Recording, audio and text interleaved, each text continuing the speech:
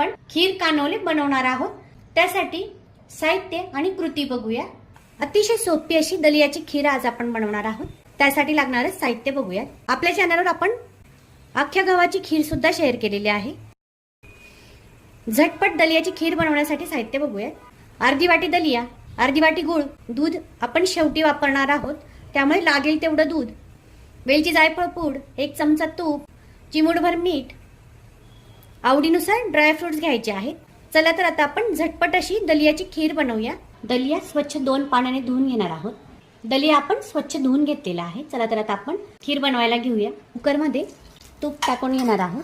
तुपात आपण खोबऱ्याचे काप सुद्धा टाकू शकतात। आवडीनुसार ड्रायफ्रुट्स व्यवस्थित परतून घेणार आहोत।